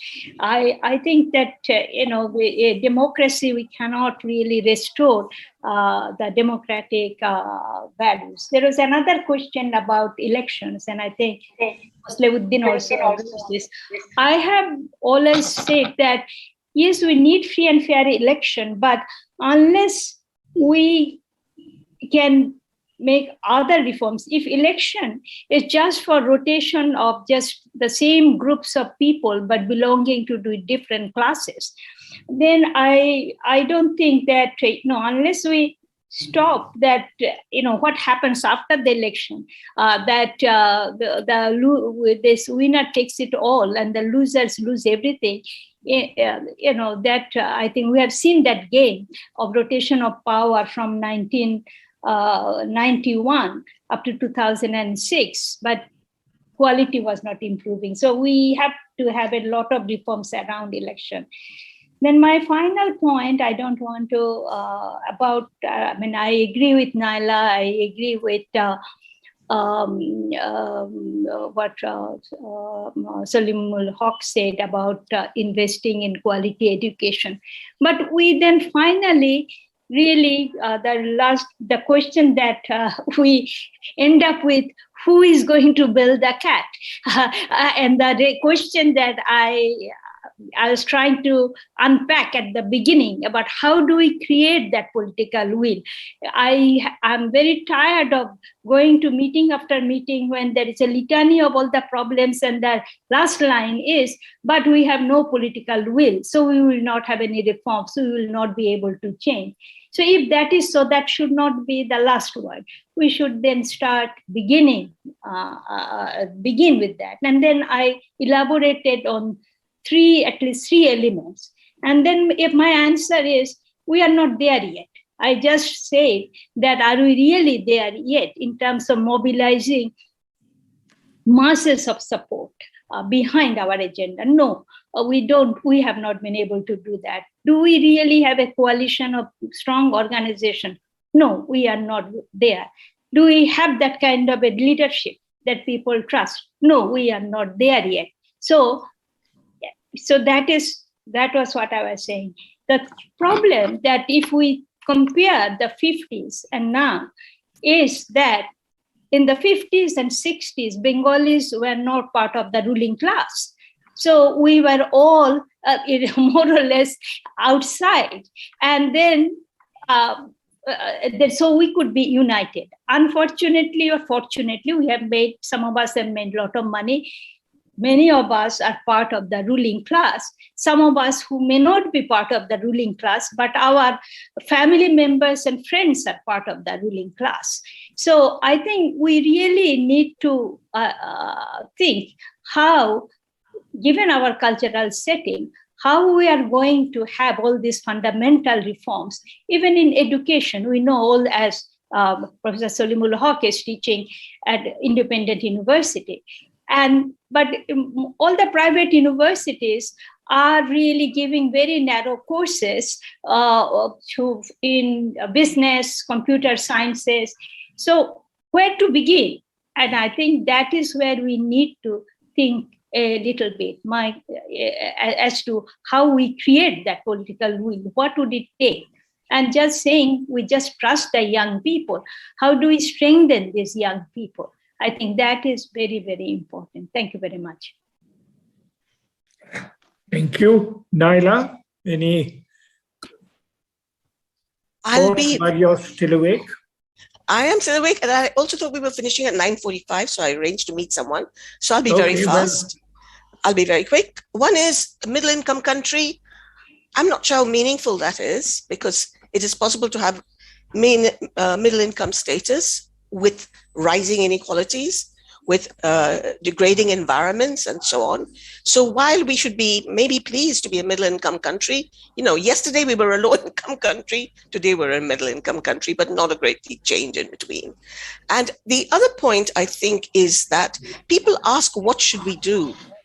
I don't think that anybody on this panel has the answers.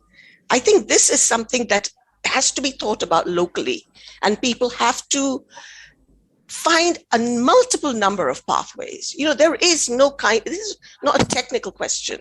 It's a political question, and therefore it has to be arrived at through political processes and deliberations and all of that stuff. So I'll just end there. Thank you. Thank you, Naila. Nurul? Yes, thank you very much for this opportunity. And it's a very lively discussion that has taken place. There are many issues that I could respond to, but obviously, given the time, just to limit myself to one or two observations. First of all, there was some view that emphasis on this, advances in technology, whether that's all that relevant. But the conclusion that I made is that necessity of human capital development through education it remains. And I didn't have time to elaborate on the ideas that I could put forward in terms of the ways in which the education system should go. I mean, for example, nowadays we see children of most of the low-income people going to this madrasas, which are entirely focused on religious teaching, and doesn't teach. There is no effort in preparing this new generation for the new kind of world situation that we're having from the technological viewpoint. English cannot be the monopoly of just the privileged section of the society. It has to, all the people, all the children of all income groups should have the scope to learn not only Bangla, obviously, but also English in order to be able to participate in the global economy that is, shaping up.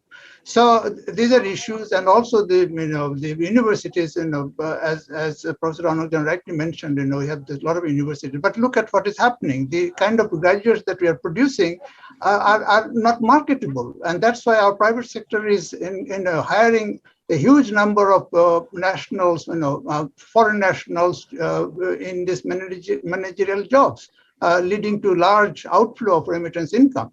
So all these issues need to be taken into consideration in terms of reforming the education system. So all the humanistic aspects should be there, but also all the other practical aspects should be incorporated so that we can have a comprehensive package of reforming. In US, we have here there is a unified education system, and also in other developed countries. But in Bangladesh, we have bifurcated the education system. In fact, this is divided into 3 distinct streams, which is very, not only inequitable, also inimical to the further growth of the society and the development of the economy. So all these issues should be considered together, not to just say that, technology is not that important. We should not worry about artificial intelligence. And this is kind of elitist attitude that, it should be just, our children can learn technology and artificial intelligence, and all these low-income people just have to go to madrasa and feel happy about it. That's the mentality we should come out of it. And the other thing just I should mention with regard to the rise of Asia, I just focused on the investment and the expertise that that China is offering, and we can make use of it. But also the issue, the attention should be given to make more use of the Asian markets. Currently, the focus is on the European market and also to some extent the US market, but the large opportunities that exist in terms of the markets in the other Asian countries that are not that given attention to. Here, there was excellent representation by Professor Mustafizur Rahman, which I had a chance to go through, and he makes an elaborate case of that and offers all the detailed suggestions about how that can be utilized. Finally, I wanted to limit myself to the international side, but coming to the domestic side, one point just I mentioned with regard to elections, as Professor Ronald Jahan and others know, I wrote a book on Bangladesh, governance for development, and in that book I considered many of these issues of governance, and one of the things that I'm getting more and more convinced that this winners take all formula has been one of the most damaging kind of force to lead to this deterioration of the political climate in this country. So we should switch from that winners take all model or the majoritarian system to this proportional system of elections, where all the forces of the political forces of the country can have a representation, despite all the anomalies and the other things that will go on with the election. But just this switch, if we can ensure some, and then the elections will not be this kind of winners take all, and it won't be a do and die kind of situation, and you will not be able to obliterate the opposition entirely through this just manipulating your share of vote by 2 or 3%. So that's an important change that we can, institutional change that we can adopt, that will be immensely helpful for improving the democracy, and once you improve the democracy, the governance will improve. Thank you. Thank you. Finally, Salim. Thank you very much, sir. I know we're running short of time, so I'll be very brief. And I'll just address the question that Professor Ronak Jahan gave to challenge us, who will bell the cat? I am prepared to step up. I have put my email in the chat box. If somebody wants to email me, that will make 2 of us. That's the start. Let's do it. Okay, thank you. All right. Okay, then we'll use that as the point of departure. Salimul Haq has come forward, and if you have suggestions, he is willing to respond to it and maybe even then go out and join Greta Thunberg and the other kids. Okay, thank you. Now we have more or less come to the conclusion. The next stage, I think, is to round up the discussions. We have got some concluding comments to be made by the two conveners of the institutions who have partnered in this important venture. And then Professor Raunak Jahan will make some concluding observations. As the organizer of this event, you have been reminded that she was the central entrepreneur and Zarina directing the event, and you were briefly privileged to actually see her in her role as a professor of political science. So she should definitely have the final word on this. I will, at the end of that, really just wind up the proceedings. So let me now invite Professor Iftikhar Dadi. Is he here with us? I think Iftikhar is here. And yes, I'm here. Yes. Yeah. Hello, Iftikhar. So we are at that conclusion. Thank you very much for your partnership and all the support you have given us. Thank you so much, Professor Rahman Subhan, Professor Raunak Jahan, and everyone at CPD for partnering with us. And it's been an honor, and it's really been a landmark conference for a landmark event. We are proud to be associated with it and look forward to further collaboration. Thank you. Thank you very much. Hamida. Okay. Hamida. Hamida Khat, ED of CPD. Thank you, sir. Thank you very much. We have now come to the end of this 4-day-long conference. And I also want to thank a few people whom I thanked on the very first day. So first of all, I would like to thank Professor Raunak Jahan for coming forward and volunteering her time and effort in organizing this conference. She has been working tirelessly, not only conceptualizing the conference, but also steering it to the successful completion of this conference. And also, we sincerely thank our chairperson, Professor Rema Sobhan. He has been providing intellectual support and also contacting each and every panelist and discussant. So he has been writing emails, calling them. So this was a great support for us. And I would also like to thank our CPD's Board of Trustees, members who have earlier given their inputs in designing this conference. And also the South Asia program of the Cornell University. I would like to thank them, particularly Professor Iftikhar Dadi and Daniel Bass. They have been also with us since the beginning of this conference when we started to design and plan for this. And also, of course, the panelists, the session chairs, paper presenters, discussants, and participants, each and everyone. I would also like to mention a few names at CPD, our researchers, our admin department, dialogue associates, and for the whole dialogue division. Each and everyone has been providing excellent support. Technological support, administrative support, intellectual support also. So if you just bear with me a few minutes or a minute or so, I would like to mention their names because this is really an opportunity for recognizing them. From the dialect division, Mr. Abru Bhattacharjee, Sarwar Jahan, Ittiza Mahbub Akand, Nadia Naurin, Zulka Nain, and also Mr. Zafar Sadiq, who is these are the people who are from the research division. So Mr. Soed Said, Yusuf Sadat, Muntasir Kamal, Abdullah Fahad, and also a pool of rapporteurs from the whole research division. They have been working day and night. During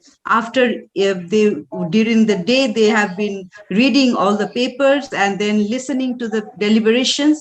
And then at night, they were summarizing what had been said by each speaker. And then in the morning, they are sending to the press. So this has been a remarkable task. And of course, they are sending to Professor Ronak Jahan. She has been the gatekeeper in that. So once again, thanks to her. And among the reporters, I would like to also utter a few names: Miss Ummul Khair Fatima Tithi, Abu Saleh Muhammad Shamim, Mr. Tamim Ahmed, Nafis Shariar Farabi, Marfia Alam, Fakhruddin Al-Kabir, Helen Priyoti, Nadia Naurin, Salah Mustafa, Ratia Rehnuma, Fabiha Anbar Haq, Mr. Khalid, Miss Kashmir Ashraf, Asiful Islam, Muhammad Abu Taib Taki, and Nafisa Ibtisham Esha. So these are the people, and the whole entire CPD team actually had been motivated and working and putting their best effort. Finally, once again, to the participants, without your participation, this program wouldn't be successful. Thank you very much. Okay, thank you. Thank you, Fahmida. And Ronak and I join you in expressing our deep appreciation to all the people who you have identified. They have performed excellently. The whole event has gone out without a flaw, which is quite a remarkable achievement. And there have been no technological hitches, no logistical problems. Can I also take 1 minute or just 30 seconds?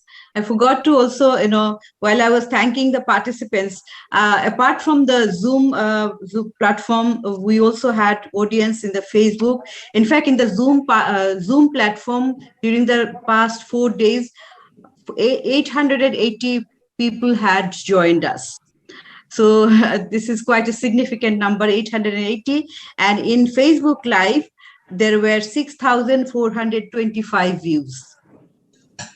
Oh, well, that's very impressive and good news. Thank you. I suppose actually to that we may also like to register our appreciation to the press. If you have all been reading your newspapers, the coverage that they have given us is really quite exceptional. And reporters have logged in and actually then delivered products, a lot of which, along with the summaries, turn up at Ronak's bedside, so that she is sort of staying up past midnight, looking at all these reports and editing them before they then end up on your breakfast table as a news item the next morning. So both the reporters as also the media, I think, for their cooperation and projecting this before a much larger audience should be deeply appreciated. Now let me invite Professor Ronak Jahan. Thank you, Professor Subhan. At this time, I think I don't want to take too much time. First, I would like to register my appreciation of Professor Rehman Subhan. As Habib Khundukar knows, when at the beginning of this year, he was trying to urge me to organize yet another Bangladesh at 50 conference. I said, I have no energy, I'm not going to do that. I did that 25 years ago at Columbia, but no more. But I think Professor Subhan continued to express his interest and nudge me. And I'm now glad that I did this, because I was waiting to see somebody else, some other institution, to organize a more comprehensive conference which would produce a book. There had been many conferences, but I think they were mostly webinars and they were not planning to actually produce a book. So I was very pleasantly surprised that when I wrote to people, that people responded so quickly, and we got all these papers beforehand from all these very established papers. Nobody got any honorarium or anything. So I think this, I'm very grateful to all the paper writers, commentators, chairs, and I think this made this conference the conference's success is mainly due to them.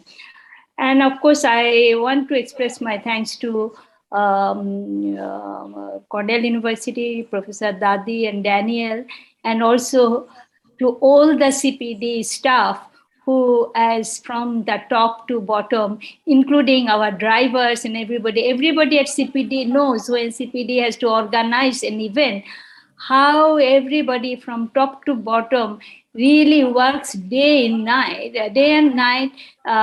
and 7 days, round the clock to make it a success.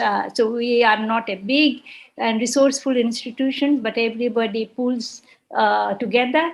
And I think I'm very grateful to CPD for providing this support.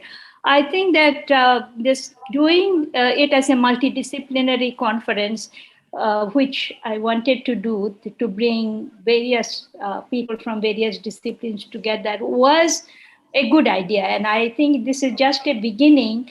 I hope that we will continue this and that we will undertake many more research as multidisciplinary teams. We are still doing research in our silos, but I think if we can do research as a multidisciplinary team, and every paper sort of referred to another discipline. Economists referred to politics, political scientists referred to economists. Even the two papers on architecture and art situated themselves in our environment and with popular movements. For instance, yesterday, there are two photographs that captured two big political movements, one by Rashid Taluk, the 1969 movement, and the other of Nur Hussain, who was killed, Ganatantra Mukti Pak.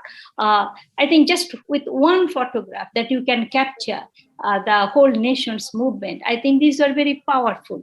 So I hope that we will continue this process, but that this is just just a beginning. So I've been really surprised that so many people stayed through for 4 days in the evening, and this was possible. To go back to 25 years ago at Columbia, we were all physically together, and I remember one of the that was much more of a bonding experience, and we could discuss things much more at leisure. Professor Subhan mentioned earlier to me as a dictator, but I was constrained by time, and I had to really, I know that I think many of the paper givers and chairs and discussants were very irritated with me for really keeping the time. I apologize, but I had no other option. But I was thrilled to see that everybody abided by the rules. I have hope for the future for Bangladesh as a country of rule of law, because everybody in this conference showed that they are really all the established scholars showed that they are very law-abiding. And last, my request to Fahmida and CPD is that I'm sure that in all the Facebooks and other places, there must have been some adverse and negative comments. I would like to see them all, and not that Fahmida and Obra will send me a more sanitized version. I would like to see all the positives said and also all the negatives said. And finally, I join Professor Subhan in thanking the media for many of you who have stayed with us for the last 4 days. I will send you this media links where you will see how our media also is working in close collaboration with CPD and other academics to amplify our messages. And I think this is another excellent positive example from Bangladesh that I think we can showcase to other people, how academics and media can work together very positively to amplify good messages. Thank you very much. And Professor Sobhan, you would have the last word.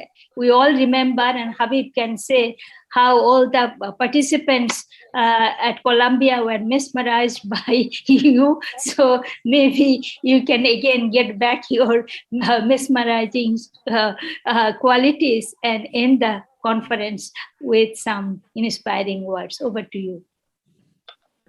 Well, it's rather late in the evening for being inspirational, but I would first once again like to join with Ronak and Fahmida to express our deep thanks to all those who have contributed to make this event such a success.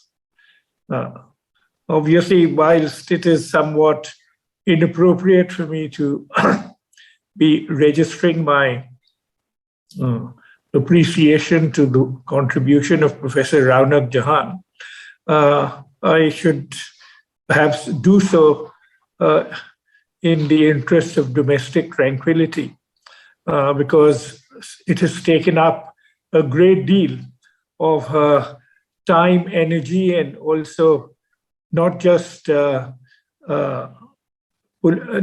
organizational capital, but also emotional capital to, in fact, see this whole event to its fruition. She has much to be satisfied, because at my age, I've had a professional life now of 60 years.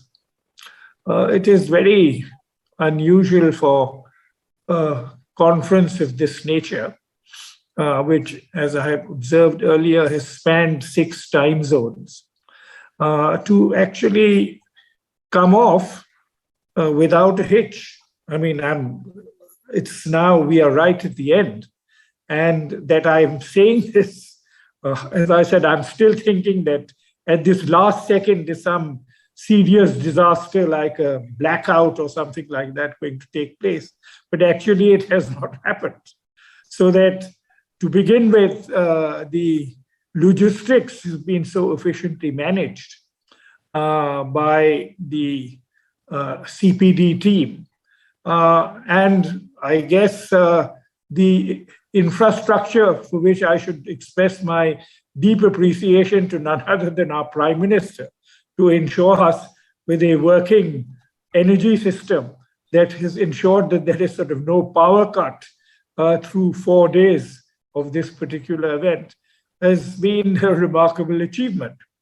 Again, as I pointed out, quite exceptionally for such events, that you are reaching out to global scholars, all mostly Bangladeshis, but some scholars from the international community, but who are themselves deeply committed to Bangladesh, who have every one of them, as I said, it has been a 2020 record that they have all delivered their papers on time. I don't think I have participated in any conference which could claim a 2020 record of this nature. And they are all professionally at the top and are exceedingly busy and committed, but they have delivered. And again, I would like to express my appreciation to the discussants.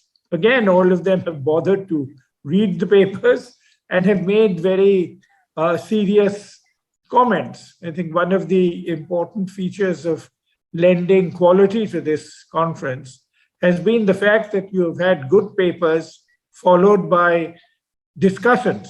I mean, you come across many conferences where the discussants have not seen the paper and then sort of, as they say, make it up as they go along. But here actually everyone attended to what they were expected to do. Correspondingly, I am very grateful to the panelists. We made certain suggestions to them.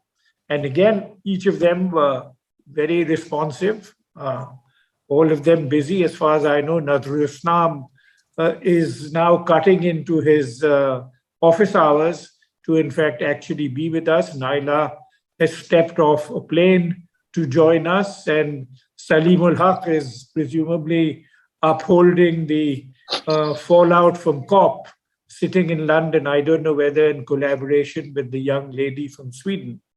But here you all are, and we have reached the end of a conference. And we've had Professor Iftikhar Dadi with us. He has faithfully joined us in every session, and his reach has helped us because he has delivered the message of this event to the vast academic network with which the South Asia program at Cornell is connected, and we are deeply appreciative of that. The conference itself was a multidisciplinary event, and the interesting point which Ronak pointed out was that it wove together a whole range of themes. It was, at the end of the day, the nature of the event, even though we organized this, the panels on some sort of a disciplinary division of labor. But the end result was a very holistic product,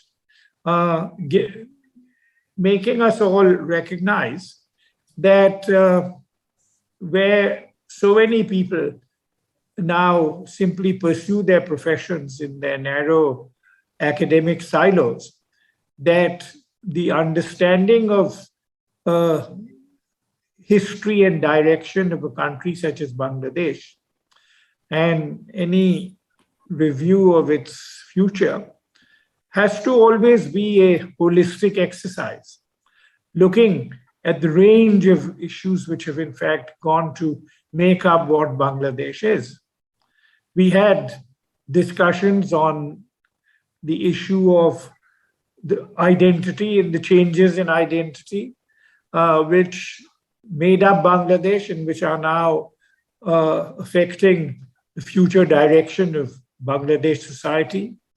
We addressed the nature of the democratic journey of Bangladesh, the particular features of it, the positive elements, the elements which remain of considerable concern. This was one of the central elements of the discussion.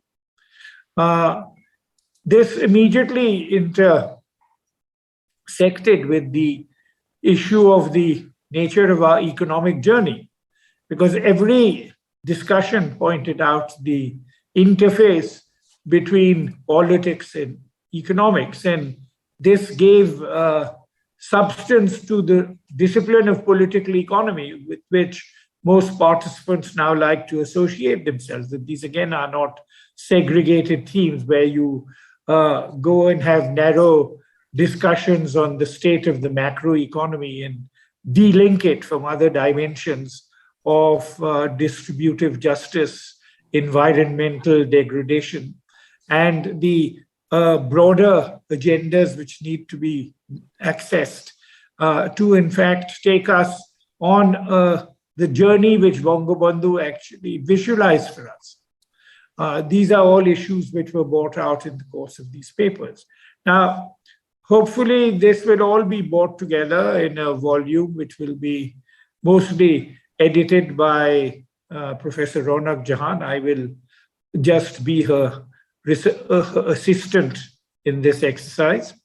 And this will bring together all the papers. We hope that in the broader wrapping up of this, in the introduction, we will be able to bring these themes together to recognize the holistic nature of the event. The interesting comments which were made, we hope we will take full cognizance of these too and see that also as an integral part of the event. In conclusion, let me say that people who are observing us more as spectators than as participants will each come away with their own sets of conclusions. Hopefully, the academics amongst you will appreciate the essentially academic nature of this event. At the end of the day, we were not aspiring to give ourselves political visibility by inviting various VIPs and so forth. Our hope was that VIPs would, in a democratic way, join us like ordinary citizens and listen into the discussions. I don't know, we invited them. I don't know how many of them actually managed to do so. But depending on wherever you are looking at us, some will point out all the very positive issues which were presented in various presentations. Others will say, look at all the critical comments which were made at different points, and why are you ignoring all our great achievements? But the nature of a nation's history and destiny is made up of both sides of the coin. You have achieved great things, and because you have achieved great things as a nation, beginning with your struggle for an independent Bangladesh, you have left the present and future generations with a sense of optimism. There are many countries in the world, quite a large number, where actually there has been very little to be cheerful about. So there is no point in coming forward and saying you should do this or you should do that. They fall into the category of, I suppose, what you may in inverted commas term is the failed state. And the essence of a failed state is really there's not a great deal you can say about it, except in a sort of hollow spirit of optimism. But here we are a success story. And it is because we are a success story that we can look ahead and we can point out that these are the things you need to do to realize and to fulfill the dreams and aspirations which were articulated by Bangabandhu. And we hope that this has been one of the critical contributions of this conference, that it was put together by people who are passionately committed to the idea of Bangladesh, its history, and its future. And whatever they say, they are saying for the best interests of this country. And any set of leaders, any set of policymakers who share this vision will draw upon these ideas and will try to put them to productive use in taking us on the journey that they have planned for us. That is my profound expectations from this. So that whilst the mission was to produce a work of academic quality, which will serve as a resource for the next generation, after all, Ronak's volume, which she edited and published, Bangladesh Promise and Performance, remain for the next 25 years an important textbook for students across Bangladesh and in all faculties around the world which were engaged in South Asian studies. So we are hopeful that a similar volume addressing the 50 years of Bangladesh will now become a resource for both students as well as academics and researchers, both at home and around the world, to then draw on this. And the ideas which were generated will remain part of an ongoing conversation. There are such brilliant papers which have been presented that we have certainly not done justice to them in the course of a 15-minute presentation in a 7-minute or 10-minute discussion. Each of these papers deserve to be independently discussed.